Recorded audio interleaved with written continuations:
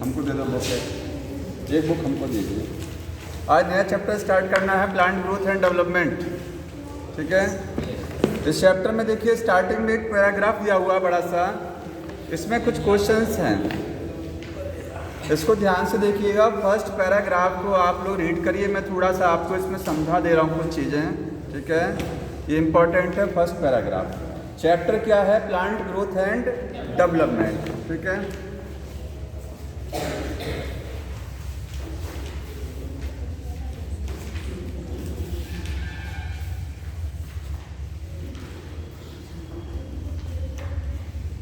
देखिए ग्रोथ और डेवलपमेंट में डिफरेंस है।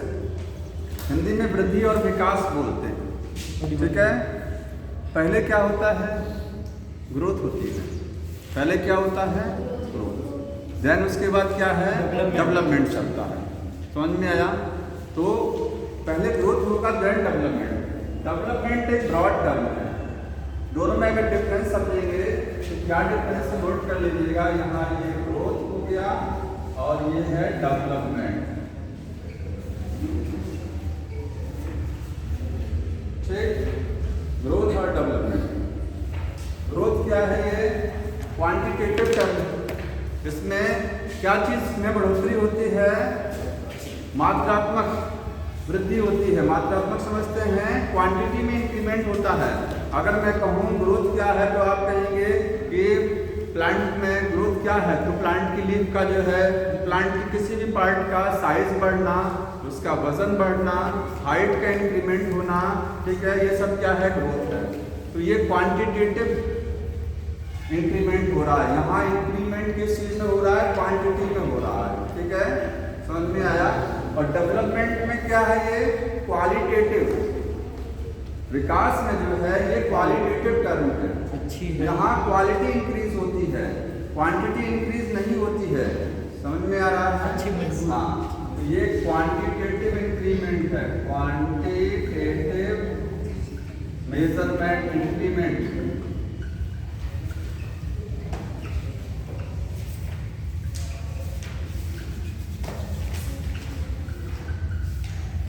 दूसरी चीज देखिए, ग्रोथ जो होती है एक सर्टेन एज तक होती है। एनिमल में, जो कि हम लोग चैप्टर कौन सा पढ़ रहे हैं? प्लांट वाला।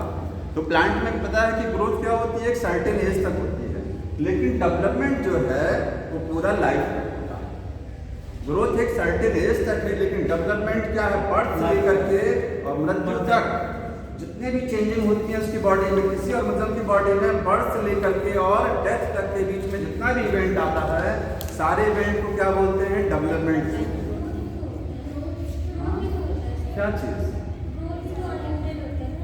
हाँ, प्लांट में अनलिमिटेड ग्रोथ है। ठीक है, ग्रोथ अनलिमिटेड है, लेकिन मैं ये कहूँ कि एनिमल्स में अगर देखा जाए, देखिए प्लांट में तो अनलिमिटेड है, लेकिन एनिमल्स में ग्रोथ जो होती है एक सर्टेन एज तक।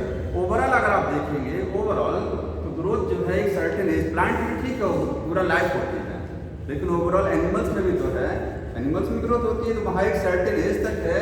और ये क्या है? थ्रू आउट लाइफ डेवलपमेंट चलता है। समझ में आया? तो ग्रोथ क्या है? एक क्वांटिटेटिव मेजरमेंट और ये क्वालिटेटिव मेजरमेंट। अब देखिए कुछ टर्म दिया है इसमें, स्टार्टिंग में हमने बुक ले लिया, हमको दे दीजिए। देखिए साइज, पत्ती बढ़ना, ये हाँ, इसमें कुछ चीज़ें दी हुई हैं, इसको देख लीजिए। जैसे प्लांट में सबसे पहले रूट बनेगा, रूट है, स्टेम है, फिर लीफ का फॉर्मेशन होगा, फिर फ्लावर बनेगा, देन फ्रूट बनेगा। ऐसा क्यों होता है?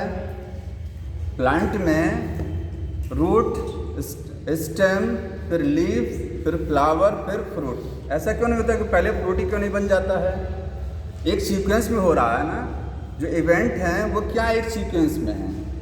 तो इसका रीज़न क्या है? क्वेश्चन पूछा गया कि इसका रीज़न क्या है।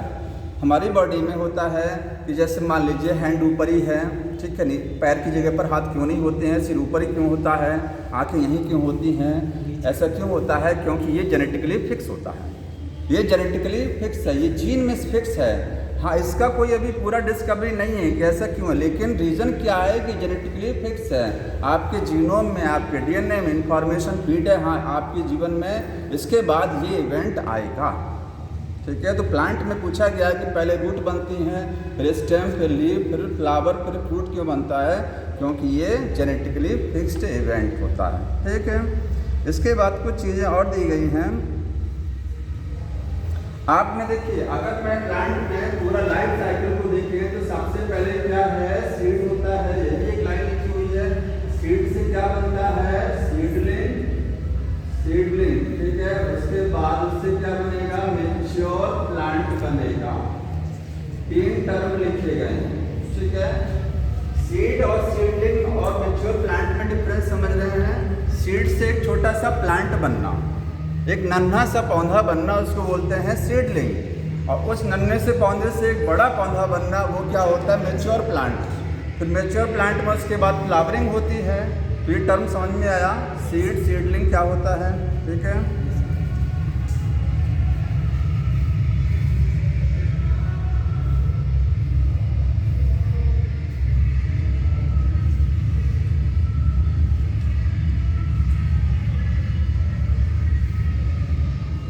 एक लाइन और लिखी गई है कि प्लांट में जो लीव्स होती हैं, फ्लावर्स होते हैं, ठीक है, और जो फ्रूट्स होते हैं of the same tree not only have the limited dimensions but also appear and fall periodically and some time repeatedly.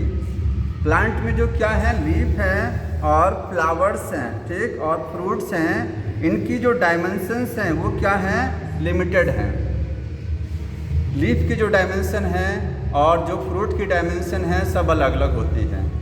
समझ में आया?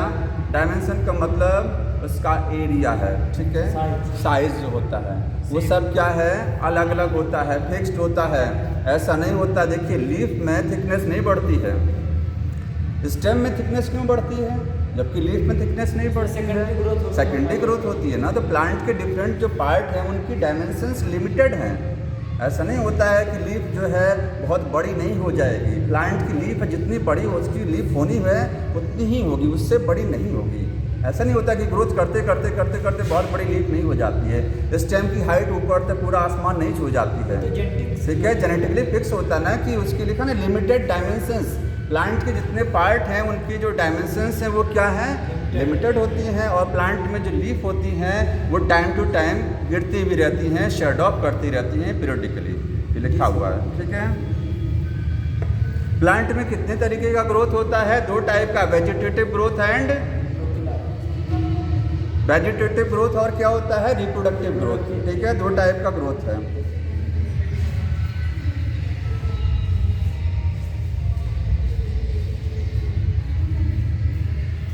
अब एक चीज देखिए, ध्यान सुनिए, एक लाइन इसमें लिखा हुआ है,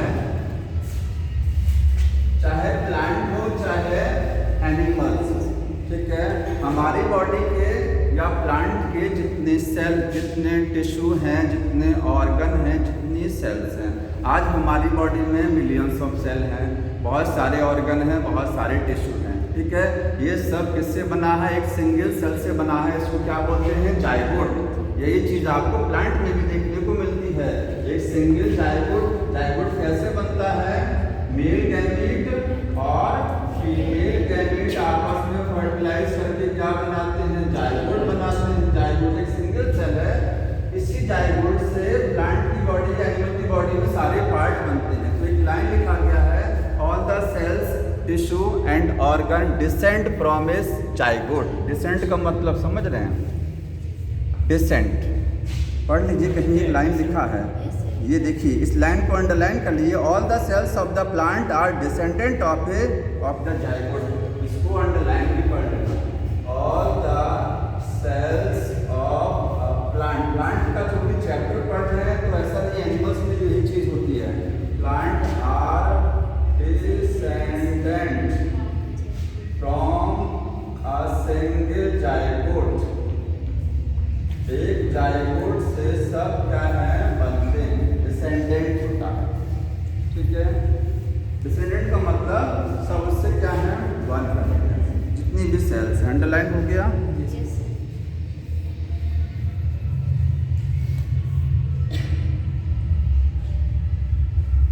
अब एक लाइन जो क्वेश्चन आता है, डेवलपमेंट क्या है? तो डेवलपमेंट में ग्रोथ प्लस डिफरेंशिएशन, पूरा अंडरलाइन कर लीजिए, लिखा development is the sum of growth and differentiation, इसको बॉक्स बना लीजिए, ये क्वेश्चन आपको मिलता है, ठीक है। मतलब अगर मैं कहूँ डेवलपमेंट क्या है, तो डेवलपमेंट एक ब्रॉड टर्म है, इसके अंडर में ग्रोथ आता है, ठीक है। तो डेवलपमेंट क्या होता है? Development is equal to growth plus differentiation. Differentiation का मतलब समझ रहे हैं? बदलाव। डिफरेंशिएशन का मतलब होता है जैसे जाइगोट एक सेल होती है, जाइगोट डिवाइड करता है। पहले जानते हैं ग्रोथ में होता कि अगर कहें ग्रोथ में कितने स्टेप होते हैं, तो 3 स्टेप होते हैं ग्रोथ में। पहले सेल्स डिवाइड करती हैं, डिवाइड करने के बाद में सेल साइज में बढ़ती हैं, इंक्रीज करती हैं, इसके बाद में टिश्यू का फॉर्मेशन होता है, ठीक है। डिफरेंशिएशन का मतलब होता है कि बॉडी में अलग अलग फंक्शंस, डिफरेंट फंक्शंस चलाना।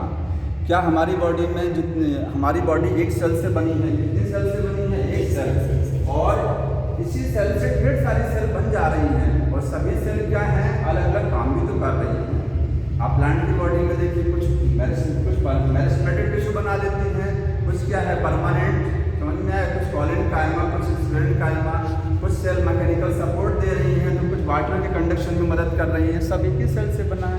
तो डिफरेंशिएशन का मतलब होता है कि फंक्शंस, अलग अलग फंक्शन चलाना बॉडी में, उसको क्या बोलते हैं? डिफरेंशिएशन, ठीक है। तो जो डेवलपमेंट है वो ग्रोथ प्लस डिफरेंशिएशन का सम होता है, दोनों चीज़ें होती हैं।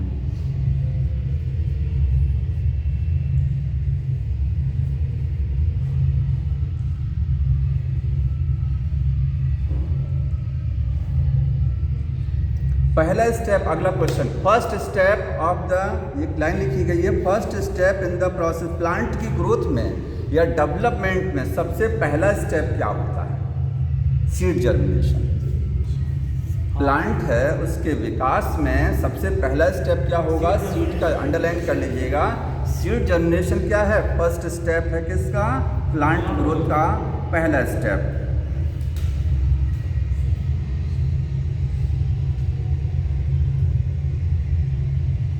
बाकी जो 4-6 लाइन लिखी गई हैं वो ये बता रहा है कि सीड जर्मिनेशन के लिए क्या चाहिए? फेवरेबल इन्वायरमेंट चाहिए। अगर इन्वायरमेंट फेवरेबल नहीं मिला, मतलब वाटर, टेम्परेचर, न्यूट्रिएंट, ऑक्सीजन, ये सब नहीं मिला, तो सीड जर्मिनेट नहीं करेगा। ये सब लिखा हुआ है, ठीक है।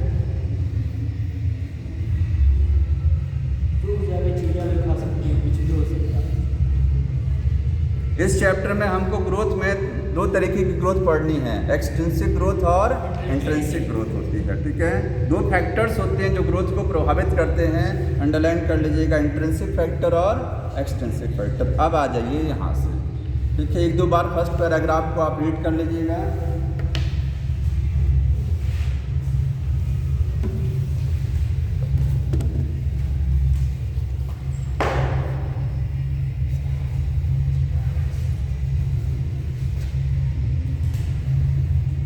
स्टार्टिंग से ग्रोथ क्या होती है?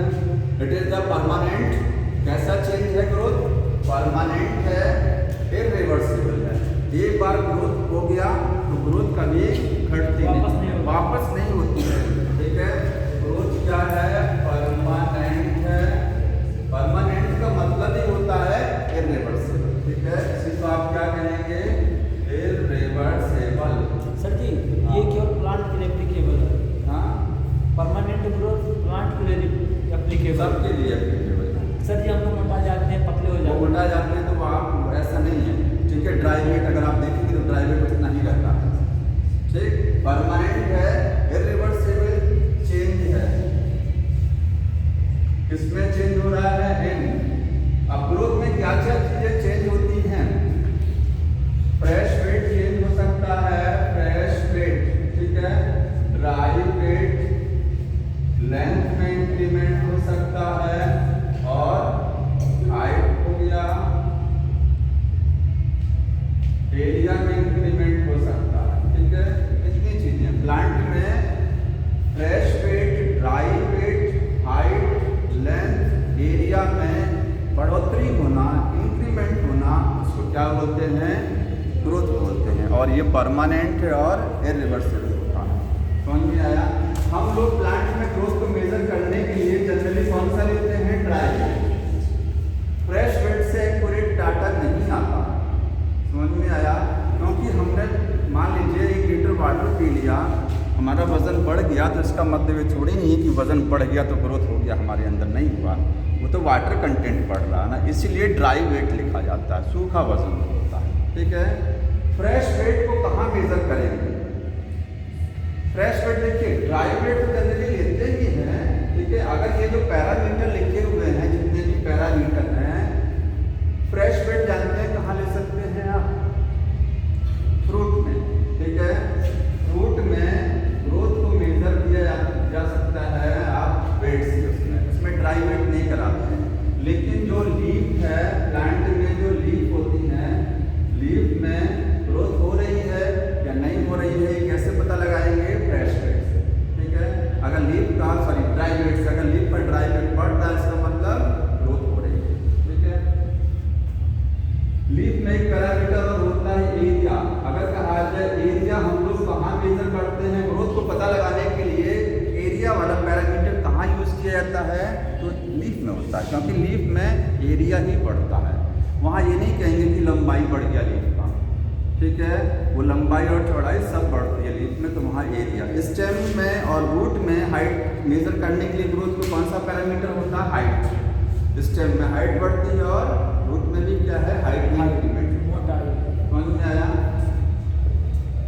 दूसरी चीज देखिए, ग्रोथ जो है वो क्या है?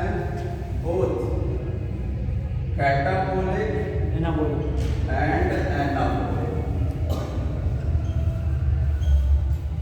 ग्रोथ में दोनों चीजें होती हैं, कैटाबोलिज्म भी है और एनाबोलिज्म। कैटाबोलिज्म कैसे? कोई बताएगा? ग्रोथ में कैटाबोलिज्म कहाँ हो रही है? ग्रोथ दोनों इवेंट होता है। जब किसी प्लांट या एनिमल में ग्रोथ होती है तो कैटाबोलिज्म और एनाबोलिज्म दोनों इवेंट होता है। मेटाबोलिज्म इसी को तो कहते हैं, क्योंकि कैटाबोलिज्म का मतलब क्या है? रेस्पिरेशन जो हो रहा है, रेस्पिरेशन वो क्या है? कैटाबोलिज्म। हम लोगों को या प्लांट को ग्रो करने के लिए एनर्जी चाहिए। एनर्जी कैसे मिलेगा? जब तक प्लांट श्वसन नहीं करेगा तो एनर्जी नहीं मिलेगा उसको ना। तो प्लांट में जो रेस्पिरेशन हो रहा है, श्वसन हो रहा है, उससे उसको ऊर्जा मिल रही है और उस ऊर्जा को अपनी बहुत सारी एक्टिविटीज में यूज कर रहा है। तो रेस्पिरेशन क्या है? Catabolic event. एनाबोलिक क्या होता है? फोटोसिंथेसिस।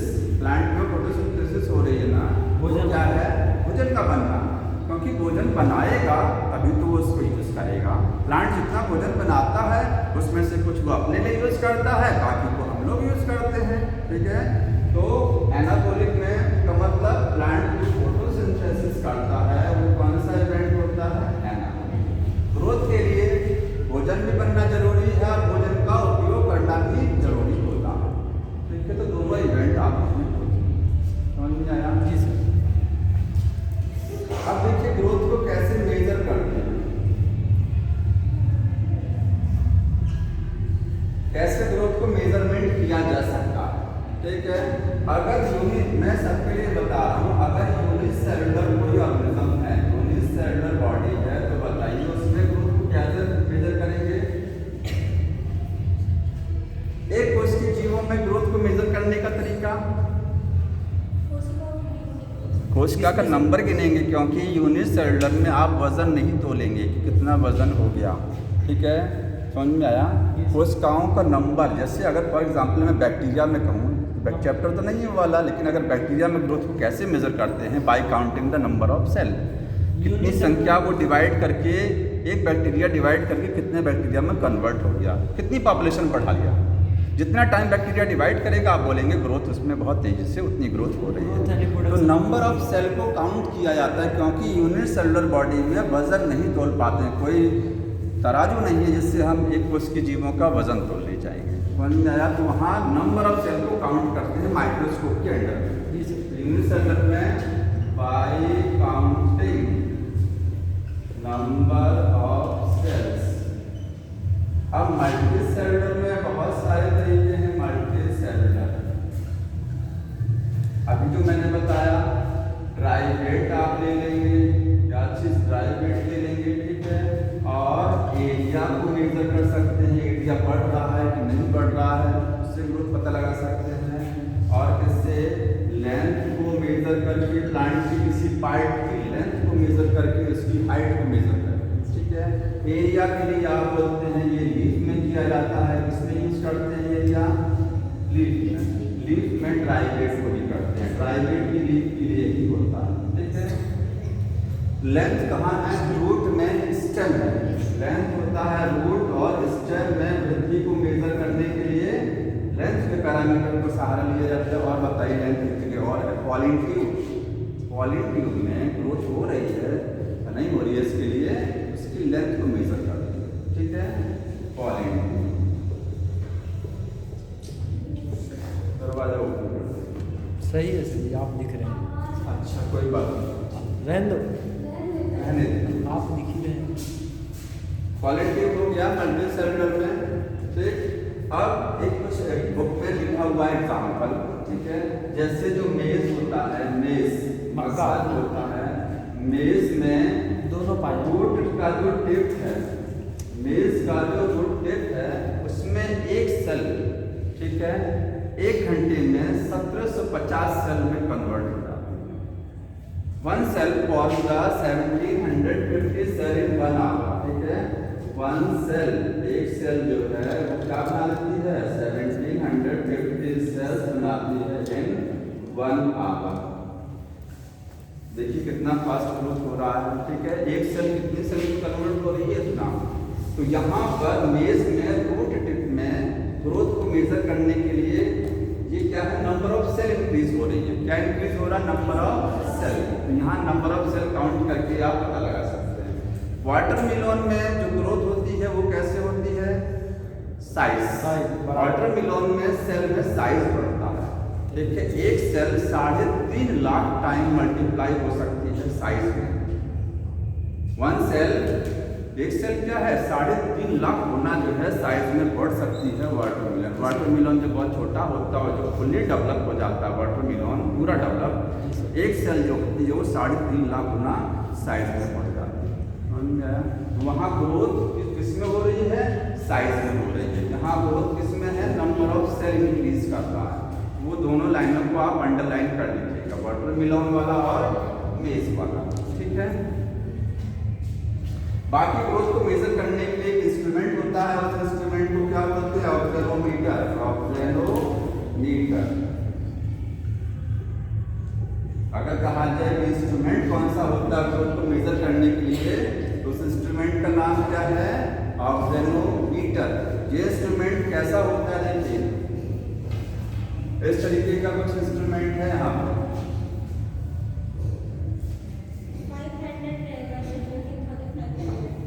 500, हाँ 17,000 गलत हो गया, वो 17,000 है, ठीक है। देखिए ये जो इंस्ट्रूमेंट है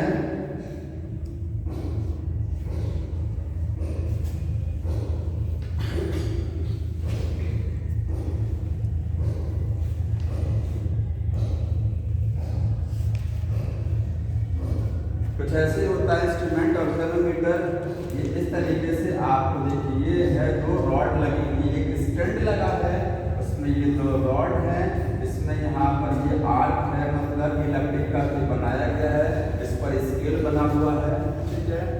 सेंटीमीटर मीटर में स्केल बना होगा। यहाँ एक पॉइंटर लगा रहता है, इस तरीके से पॉइंटर यहाँ लगी रहती है, एक पुली लगी रहती है। ये आपने प्लांट लगा दिया, पॉट में लगा हुआ प्लांट है, ठीक है। इस प्लांट की टिप को क्या कर दिया, इस प्लांट की टिप यहाँ एक धागा लगा देंगे, थ्रेड, और थ्रेड से एक वजन लटका देंगे और थ्रेड का एक हिस्सा इसके साथ जोड़ देंगे।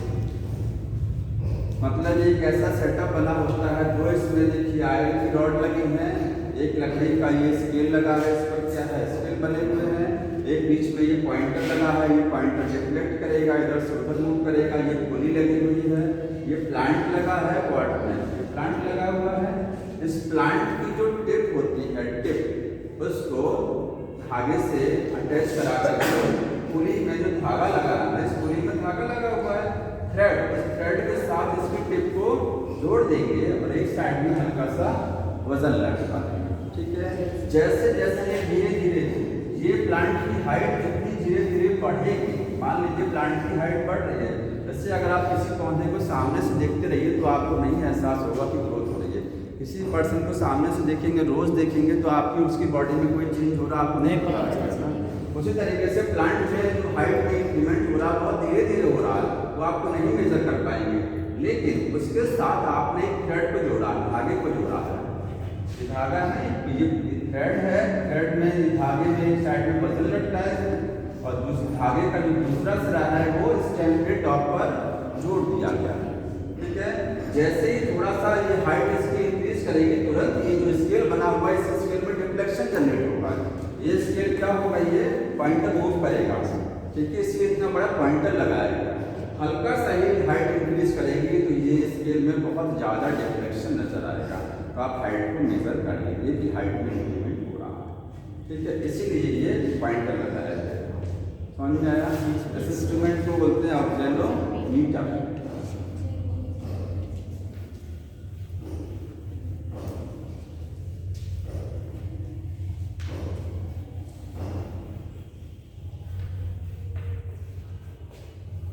के बाद कौन सा टॉपिक है? फेजेस। एक मिनट दिखाइए। मेजरमेंट हो गया। एक टॉपिक दिया है plant growth is generally indeterminate. ठीक है, हाँ, प्लांट की ग्रोथ जो होती है वो क्या होती है, इनडिटर्मिनेट होती है।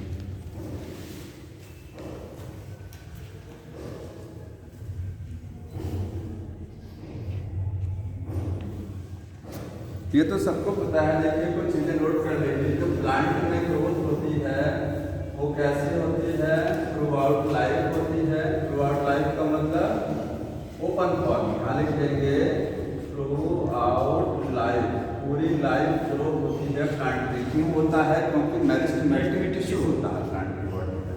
ठीक है, मेरिस्टेमेटिक की वजह से। दूसरा है प्लांट में जो ग्रोथ होती है वो कैसी है, लोकेलाइज्ड। लोकेलाइज्ड का मतलब किसी लोकेशन पर होती है, हर जगह ग्रोथ नहीं है। पूरी बॉडी में हर तरफ ग्रोथ नहीं होती है। हाइट मतलब प्लांट में स्टेम से हाइट बढ़ेगा, रूट की इंक्रीमेंट होगा और लीफ में, पूरी बॉडी में हर तरफ से ग्रोथ नहीं होती, लोकेलाइज्ड है। ठीक है, और ओपन फॉर्म ऑफ ग्रोथ होती है। ओपन फॉर्म ऑफ ग्रोथ, इसका मतलब समझना है ग्रोथ कैसा है, ओपन है, बाहर से दिखेगा। बाहर से दिखेगा शायद ओपन। ओपन का मतलब यही है थ्रू आउट लाइफ। एक एनिमल्स की ग्रोथ होती है क्लोज, एक सर्टेन एज तक होती है, उसको बोलते हैं सीमित ग्रोथ है। ठीक है, ओपन है, ब्रीज है, अनलिमिटेड है। अनलिमिटेड को ही क्या बोलते हैं, ओपन बोला जाता है। ठीक है, ये है लोकेलाइज्ड। एनिमल में ग्रोथ जो होती है वो पूरी बॉडी में होती है, होल बॉडी, हमारी बॉडी में हर तरफ से ग्रोथ होती है, उसको बोलते हैं डिफ्यूज्ड ग्रोथ। क्या बोला जाता है, डिफ्यूज्ड ग्रोथ। ठीक है, तो ये हो गया। बाकी कुछ और भी दिया हुआ है, वो ये लिखा है कि प्लांट में मेरिस्टेमेटिक टिश्यू बताया गया कि लेटरल मेरिस्टेम है, ये सारी चीज़ें।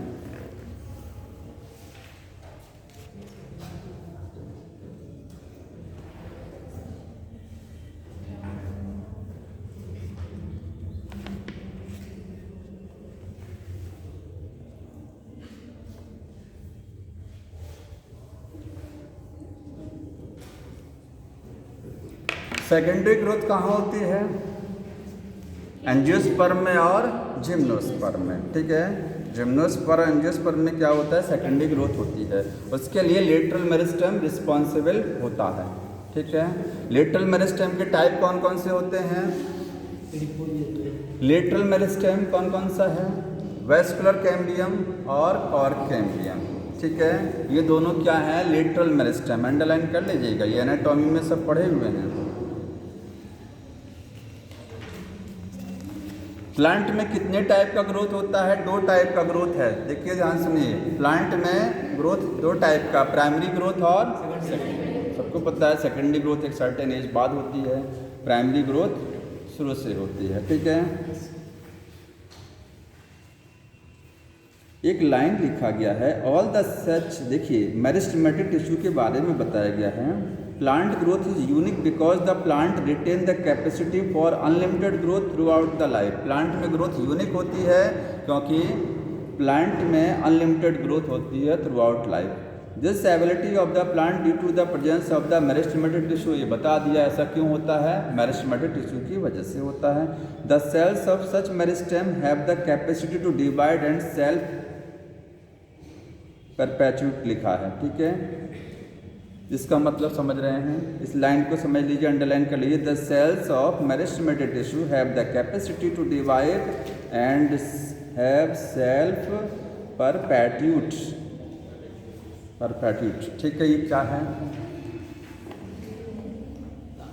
नहीं पता है, इसको अंडरलाइन कर लीजिए। देखिए मेरिस्टेमेटिक टिश्यू की जो सेल्स होती हैं वो क्या करती हैं, डिवाइड करती रहती हैं, ठीक है।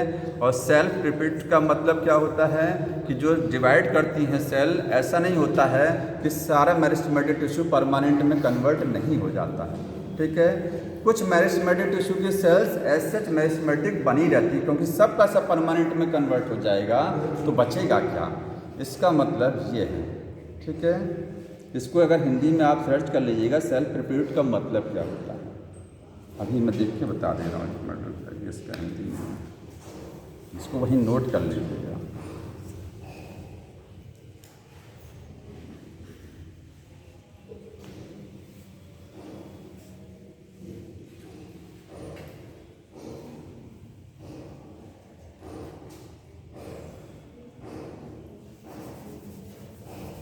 स्वयं को कायम रखना, अपने आप को बरकरार रखना, कायम रखना। मेरिस्टेमेटिक टिश्यू अपने आप को बरकरार रखता है, ठीक है। सब का सब परमानेंट में कन्वर्ट नहीं हो जाता, कुछ अपने लिए भी बचा के रखता है। समझ में आया, यही है सेल्फ रिपीट का मतलब।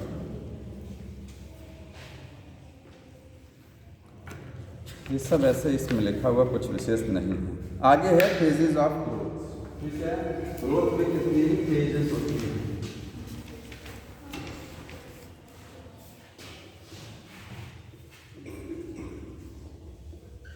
कितनी फेज होती है ग्रोथ में, 3 फेज। पहला कौन सा होता है, सेल डिवीजन, ठीक है।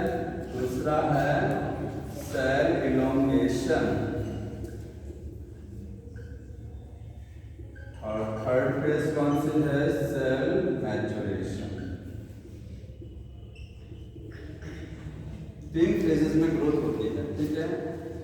पहला सेल डिवीजन। सेल डिवीजन कहाँ होता है, मेरिस्टेमेटिक टिश्यू में, मेरिस्टेमेटिक टिश्यू में सेल डिवीजन होता है, ठीक है। अब आगे इसमें आप पढ़ेंगे तो यही लिखा हुआ है कि मेरिस्टेमेटिक टिश्यू की सेल कैसी होती है, उसकी खासियत बताइए कैसी होती है इसकी सेल में क्या क्वालिटी होती है। मेरिस्टेमेटिक टिश्यू की सेल वॉल बहुत थिन होती है, देखिए सेल वॉल कैसी है, थिन है। थिन का मतलब सेलुलोज का बना हुआ है, केवल सेलुलोज का है, ओनली सेलुलोजिक सेल वॉल होती है, और एक्स्ट्रा मटेरियल का डिपोजिशन नहीं है। क्योंकि जब परमानेंट टिश्यू बनता है तो आप जानते हैं उसकी सेल वॉल थोड़ी सी हार्ड हो जाती है, क्यों हो जाती है, एक्स्ट्रा मटेरियल डिपोजिट हो जाती है। प्राइमरी सेल वॉल आपको हर जगह देखने को मिलेगी, लेकिन सेकेंडरी सेल वॉल आपको परमानेंट टिश्यू में देखने को मिलती है। तो ये मेरिस्टेमेटिक टिश्यू की सेल की खासियत क्या, सेल वॉल थिन है, सेलुलोजिक है। ऐसी सेल वॉल को क्या बोलते हैं, प्राइमरी सेल वॉल। तो इसमें कौन सी सेल वॉल होती है, प्राइमरी सेल वॉल होती है, ठीक है। Nucleus well developed, nucleus prominent and conspicuous. Conspicuous का मतलब समझ रहे हैं, स्पष्ट। कॉन्स्पिक्यूअस का मतलब स्पष्ट, क्लियर न्यूक्लियस होता है, बड़ा न्यूक्लियस होता है। प्लांट में मेरिस्टेमेटिक टिश्यू की सेल्स में न्यूक्लियस अच्छा खासा डेवलप इसलिए होता है क्योंकि डिवाइड किसी को करना है ना, परमानेंट तो रियल केस में डिवाइड करता है ना, वो भी कौन सा वाला, पैरेंट। तो डिवाइड करना है तो कंट्रोलिंग भी तो चाहिए सेल में। न्यूक्लियस कंट्रोलिंग करता है, सारी एक्टिविटी कंट्रोल करता है, इसलिए न्यूक्लियस वेल डेवलप होना चाहिए, ठीक है। और क्या होता है, साइटोप्लाज्म। साइटोप्लाज्म वेल डेंस होता है। डेंस का मतलब अच्छा खासा साइटोप्लाज्म भी है, क्योंकि सारी एक्टिविटी सेल के साइटोप्लाज्म में जो चलती है, सेल डिवाइड कर रही है तो साइटोप्लाज्म कम नहीं होना चाहिए, ठीक है, क्योंकि उसी में तो एक्टिविटी हो रही है। साइटोप्लाज्म डेंस होता है। और क्या चीजें होती हैं, वैक्यूल्स जो होती है, बताइए प्रेजेंट होती है कि नहीं होती है। मेरिस्टेमेटिक टिश्यू के सेल में वैक्यूल नहीं होती है, ठीक है, एब्सेंट होती है। क्यों एब्सेंट होती है, मैंने बताया था ये एनाटॉमी पढ़ाते समय। वैक्यूल क्यों एब्सेंट है, परमानेंट टिश्यू की सेल्स में वैक्यूल होती है, इसमें नहीं है, बताइए। वैक्यूल का काम क्या होता है? स्टोर करना, इकट्ठा करना, ठीक है। ये इकट्ठा नहीं कर रही, ये डिवाइड कर रही है। वही मैंने बताया था एग्जाम्पल, जो रोज कमाते हैं वो रोज खाते हैं, इकट्ठा कौन करता है? ठीक है, कभी कभी वाले वो इकट्ठा करके रखे रहते हैं फ्यूचर के लिए। इनको डिवाइड करना है, ये लगातार काम कर रही है, लगातार काम कर रही है, तो इनके पास स्टोरेज नाम की चीज़ नहीं है, इनके पास स्टोर करने के लिए कुछ नहीं होता है, ठीक है, क्योंकि ये लगातार डिवाइड कर रही होती है, वैसे कमी पड़ी रहती है। इसीलिए वैक्यूल्स नहीं होती है। रिजर्व फूड, इनमें रिजर्व फूड बाकी चीज़ें स्टोर नहीं करती, स्टोर वो करता है, डिवाइड नहीं करता, वो स्टोर करके रखे रहता है, समझ में आया? इसलिए वैक्यूल्स नहीं है। इतना ही लिखा गया होगा, देखिए पढ़ लीजिएगा। इसमें 3 क्वालिटीज है। सेल इलॉन्गेशन में क्या होता है? जो सेल, मान लीजिए ये सेल है, ये क्या करेगा? ये डिवाइड करेगा, डिवाइड करेगा। देखिए ढेर सारा सेल बना दिया। अब इसमें से सारी सेल तो परमानेंट नहीं होंगी ना, ठीक है।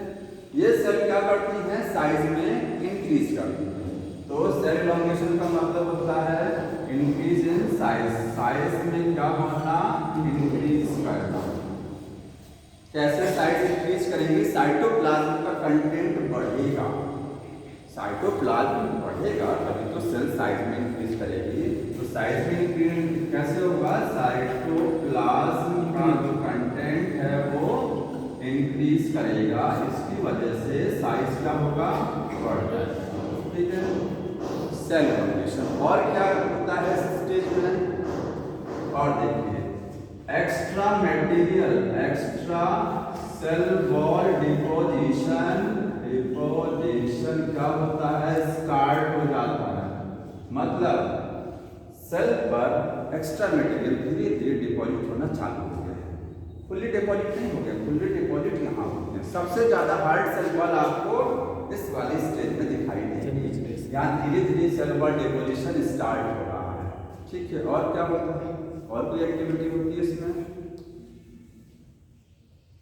अब हाँ, वैक्यूल, वैक्यूल का फॉर्मेशन इसी में है, वैक्यूल्स का फॉर्मेशन होगा, ठीक। ये एक्टिविटी। सेल मैच्योरेशन में क्या होता है? सेल मैच्योर्ड हो जाती है। मैच्योर्ड का मतलब परमानेंट हो गई है। आप बोलेंगे परमानेंट टिश्यू बन गया, परमानेंट टिश्यू, ठीक है। इन्हीं सेल से क्या होगा? परमानेंट सेल आपस में ग्रुपिंग करेंगे। जिस सेल का स्ट्रक्चर और फंक्शन क्या होगा? सेम होगा, वो एक टिश्यू बना लेगा, बाकी दूसरा टिश्यू बना लेगा, तो परमानेंट टिश्यू बनेगा। यहाँ पर सेल वॉल क्या हो जाएगी? बहुत हार्ड हो जाएगी, रिजिड हो जाएगी। सबसे ज़्यादा और सेकेंडरी सेल वॉल का फॉर्मेशन होगा, सेकेंडरी सेल वॉल बनती है, ठीक है। और क्या होगा? वैक्यूल हाईली डेवलप रहेगा। एक लाइन और लिखा गया है, उसको समझिएगा, प्रोटोप्लाज्मिक मॉडिफिकेशन, ये समझना।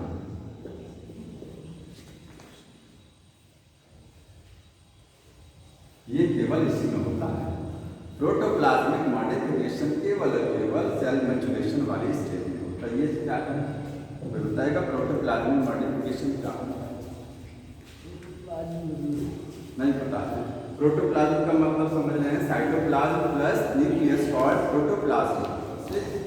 तो मॉडिफिकेशन का मतलब ये आपको देखने को मिलेगा वेसल्स में, वेसल समझ रहे हैं, और ट्रैकिंग में, हर जगह देखने को नहीं मिलेगा।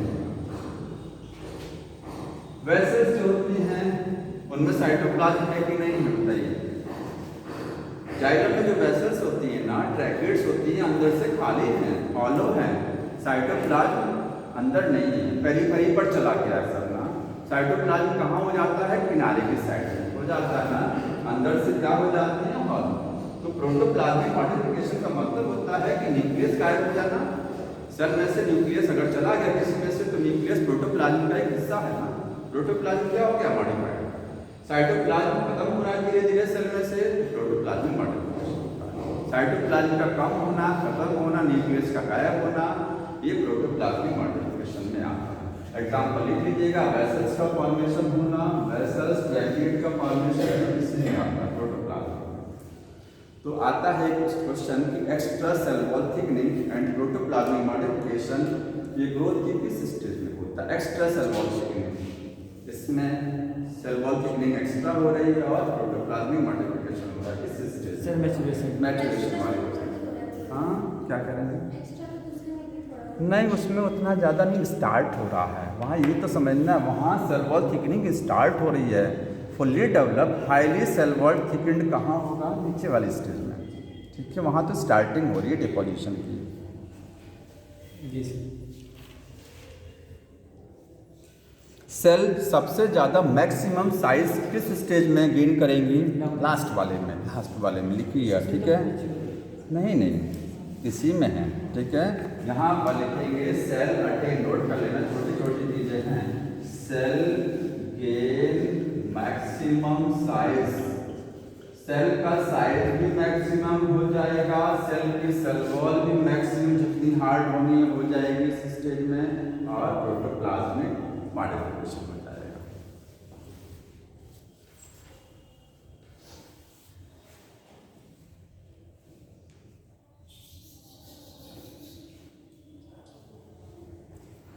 एक चीज और समझिए, ये वाला सेल डिवीजन जो एरिया होता है ये किसके पास, सॉरी इलॉन्गेशन वाला जोन, अगर कहेंगे जोन ऑफ सेल इलॉन्गेशन। ये देखिए, अगर मान लीजिए यहाँ पर मैंने स्टेम बनाया है तो यहाँ पर इस एरिया को क्या बोलेंगे? सेल डिवीजन यहाँ हो रहा है। नीचे वाला इतना एरिया क्या बोला जाएगा? सेल इलॉन्गेशन वाला एरिया। उससे नीचे वाला सेल मैचुरेशन वाला एरिया है ना। अब एक लाइन लिखी हुई है, cell elongation area present proximal to the cell division area. Proximal समझ रहे हैं? ऊपर पास में, प्रॉक्सिमल का पास में, और डिस्टल का मतलब दूर होता है। कहीं नोट कर लीजिएगा, प्रॉक्सिमल का मतलब क्या होता है? नियर होता है, और डिस्टल का मतलब होता है फॉर। डिजिटल मतलब डिजिटल नहीं, DISTAL, एक होता है DIGITAL, डिजिटल तो होता है वो जो डिजिटल मोबाइलाइजेशन चल रहा है वो अलग चीज़ है। डिजिटल का मतलब दूरस्थ किनारा, प्रॉक्सिमल का मतलब नज़दीक वाला किनारा, ठीक है। प्रॉक्सिमल एंड और डिजिटल एंड, DISTAL है स्पेलिंग में, समझ में आ रहा है? तो सेल डिवीजन के सेल इलॉन्गेशन एरिया कहाँ पर है? It is the proximal to the cell division, meristematic zone के पास में है ना। आप यहाँ लाइन लिख लीजिएगा, उसमें सब लिखा, अंडरलाइन भी कर सकते हैं, लिख लीजिएगा cell elongation zone present proximal to, इसके प्रॉक्सिमल है मेरिस्टेमेटिक जोन के, ठीक है। सेल डिवीजन या फिर इसको क्या बोलेंगे? मेरिस्टेमेटिक जोन, मेरिस्टेमेटिक जोन, ठीक है। समझ में आया? ये तो अंडरस्टैंड वाली चीज है, इसको रटना नहीं है। इस cell division area, cell elongation area, cell division या मेरिस्टेमेटिक जोन के प्रॉक्सिमल। सेल मैचुरेशन एरिया किसके प्रॉक्सिमल है? Cell elongation. इधर देख लीजिए, अगर कहा जाए सेल मैचुरेशन एरिया किसके प्रॉक्सिमल है? सेल इलॉन्गेशन के पास में है और इससे दूर है।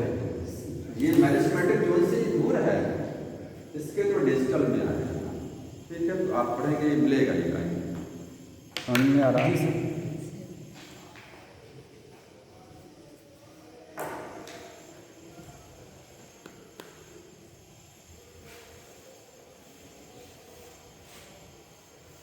देखिए थोड़ा सा और मैं क्लियर कर देता हूँ, लिखा हुआ है इसमें, कहाँ गया?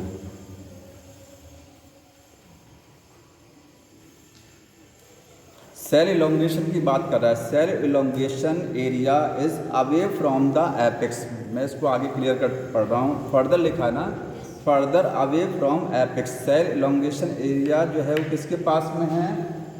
डिफरेंट एपेक्स के पास में। एपेक्स पर क्या है? मेरिस्टेमेटिक एरिया, ठीक है। तो आगे लिखा further away from apex that is more proximal to the phase of elongation lies the portion of axis which is undergoing the phase of maturation. Phase of maturation कहाँ होता है? More proximal to the phase of elongation. Elongation के more proximal मतलब उसके proximal, ठीक है। ये वाला ये हो गया, ठीक। टाइम हो रहा है। इस वाले ये टॉपिक है बड़ा, कौन सा वाला? Growth rate. इसके छोटा सा मैं टॉपिक कंप्लीट कर देता हूँ 5 मिनट में। ये जो पेज नंबर 171 पर लिखा है, 2 टाइप का ग्रोथ होती है, एब्सोल्यूट ग्रोथ और रिलेटिव ग्रोथ। ठीक है, इसको पढ़ाना है, टाइम लगेगा। एब्सोल्यूट ग्रोथ और रिलेटिव ग्रोथ। ठीक है, तो एब्सोल्यूट ग्रोथ समझ लीजिए, उसी में से अंडरलाइन करिएगा एब्सोल्यूट ग्रोथ और एक है रिलेटिव ग्रोथ। दोनों में क्या डिफरेंस होता है? कोई मान लीजिए लीफ है आपके पास, इस लीफ का एरिया कितना है? 5 सेंटीमीटर स्क्वायर है। ग्रोथ होने के बाद इसका एरिया कितना हो गया? 10 सेंटीमीटर स्क्वायर हो गया। कितना ग्रोथ हुआ? 5 सेंटीमीटर का स्क्वायर का ग्रोथ हुआ ना। फाइनल साइज में से इनिशियल साइज को जब आप माइनस करेंगे आएगा एब्सोल्यूट ग्रोथ। मतलब कुल मिलाकर के कितना ग्रोथ हो रहा है, टोटल ग्रोथ कितनी हो रही है, इसको बोलते हैं एब्सोल्यूट ग्रोथ। पहले वाले डायग्राम में देखिए 5 सेंटीमीटर स्क्वायर, आप फाइनल साइज से इनिशियल साइज माइनस करिए, कितना आएगा? 10 फाइनल है और इनिशियल 5 है, तो 5 का डिफरेंस आया, तो 5 सेंटीमीटर स्क्वायर ग्रोथ हुआ एब्सोल्यूट। दूसरे वाले में एब्सोल्यूट ग्रोथ कितनी है? 5 भी है उसमें भी, क्योंकि इनिशियल साइज जो लीफ का है वो 50 सेंटीमीटर स्क्वायर है और फाइनल साइज कितना है? 55 है, तो डिफरेंस 5 का आया ना। तो 5 एब्सोल्यूट ग्रोथ इसमें भी है, इसमें भी है। एब्सोल्यूट समझ में आया कितनी ग्रोथ हो रही है। रिलेटिव को कैसे निकालते हैं? जैसे परसेंटेज बेनिफिट और परसेंट लॉस निकाला जाता है ना। 5 वाले में ज़्यादा ग्रोथ हुआ, 10 परसेंट लॉस और परसेंट बेनिफिट निकालते हैं ना, वृद्धि और हानि जो निकालते हैं, इनिशियल से डिवाइड करेंगे इसको। इनिशियल के कंपैरिजन में कितना ग्रोथ हो रहा है? शुरुआत लीफ का साइज 10 सेंटीमीटर 5 था, फाइनल कितना हुआ? 10। अगर शुरुआत से कंपेयर करिए तो 100% ग्रोथ है कि नहीं है? 5 से 10 हो जाना, साइज डबल हो जाना, डबल का मतलब 100% ग्रोथ हुआ ना। तो रिलेटिव ग्रोथ जो होती यहाँ पर हो रही है वो 100% हो रही है। कैसे निकाला रिलेटिव को? रिलेटिव निकालने के लिए देखिए फॉर्मूला है फाइनल साइज माइनस के इनिशियल साइज हो गया अपॉन क्या हो गया? Initial size. ठीक है, इनिशियल साइज। और परसेंटेज निकालना है तो 100 से मल्टीप्लाई कर देंगे। फाइनल साइज कितना था? 10, इनिशियल 5 था और इनिशियल कितना हो गया? 5, 100 से मल्टीप्लाई कितना आ गया? 5 अपॉन 5, 100 कितना हो गया? ये 100%। पहले वाले में ग्रोथ 100%, दूसरे वाले में 10% हो रही है। आप देखिए 50 सेंटीमीटर स्क्वायर से 55 सेंटीमीटर स्क्वायर साइज हो गया। 5 सेंटीमीटर खाली बढ़ा, लेकिन शुरुआत से कंपेयर करेंगे तो वो 50%। कैसे आएगा? 5 माइनस के 50 अपॉन 50 100, तो 5 अपॉन 50 100 हो गया, 2 आ गया 10%। समझ में आया? 10% केवल ग्रोथ, रिलेटिव ग्रोथ हो रही है दूसरे। तो ये एब्सोल्यूट और रिलेटिव।